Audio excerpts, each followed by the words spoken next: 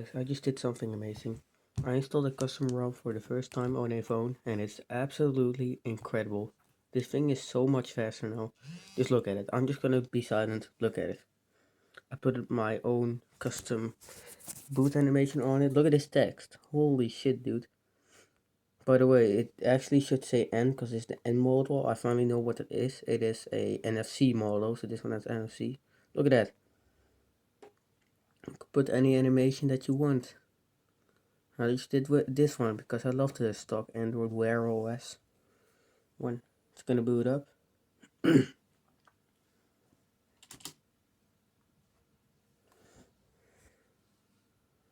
It's running Moki 4.4.4, Moki Royce to be exact in terms of ROM if you're into that. That's the exact ROM name, Moki 4.4. There we go. The Moki mascot. Some beautiful little icons for browser, calling, music, and messaging. It is absolutely fast. Look at this. It has just been started up and it's already sitting at this. See? I know it's stuck at 100, but look closely. I can also tweak the performance from letting the CPU do less and do more, or just simply run at 100 all the time. I turn this button into a normal taskbar window, whatever you want to call it, button. You have these quick settings, which camera does not work, and NFC probably also does not, because yeah, it's not actually made for this device. No lag at all.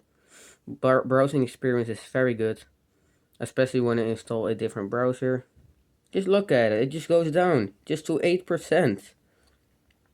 It's a single core CPU, so what I'm probably gonna do is overclock the CPU from 1.0.1 GHz to a 1.2 or 1.3 GHz, and it's probably not gonna overheat because the CPU is so power efficient.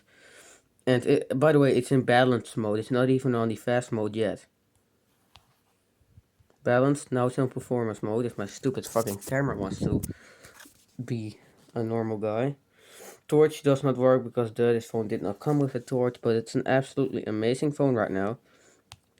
Look at the RAM usage, if it wants to scroll. Come on. It has 600 megabytes of RAM, and 400 megabytes is free. That's freaking ridiculous. That is so much RAM free. Maybe I'm just gonna put this ROM on my Alcatel One Touch Star, because that phone is struggling with RAM. That phone is literally just suffering. But I'm not totally sure if I'm gonna do that, because there are a ton of pictures on there. There are pictures from my birthday, from before this year. There are a ton of pictures on there, so I have no idea if I'm gonna do that. I'm probably gonna put the data on my computer, but still, I'm not so sure if I want to do that, because there's a ton of data on it and I have a ton of good memories with it. I reset it multiple times, so I do know what it feels, but resetting something that you actually wish you shouldn't have done is the worst feeling you can ever get in your life. I'm not gonna lie, it feels super bad. So, amazing phone desk, incredible battery life, it really is. So yeah, how to make a Qualcomm phone fast? Just install a custom ROM on it, and you're good to go. Yep.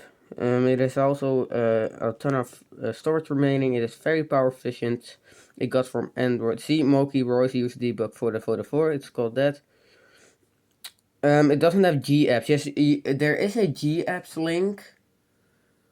I forgot that yesterday when I was installing this RAM. Let's turn off the power saver. We don't really need that. Turn it off. Performance is absolutely great. I just got used to this button.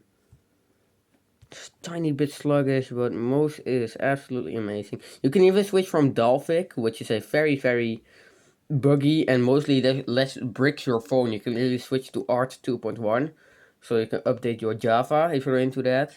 So less brickage, but it is super experimental, so I don't recommend you doing that.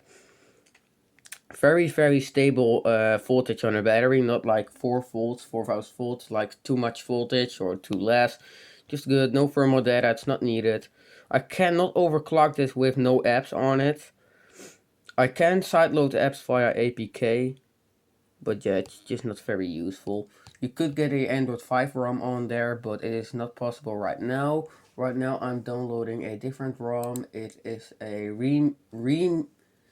REMUI OS, never heard of that. It's also a ROIS. It's also a ROIS file. And since those are the only ROMs that I could actually get to work, it's nice.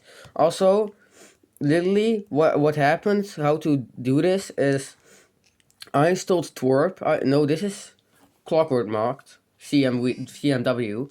Well, it fails. What you have to do is, when it starts rebooting after you flash Clockwork mod, you directly have to hold the volume up and the home button. Just don't let it boot up. Just keep it connected to your PC, keep the SD card in, and just hold these buttons. Just don't let it boot up. Just go straight into recovery. Unless you don't do that, then it won't boot, and just delete the whole CMWM, or whatever what it's called. It just deletes the recovery and goes to the original. Charging also sometimes crashes when it's turned off and then you charge it. I'll put it in the beautiful recovery mode here. Hopefully I pressed that long enough.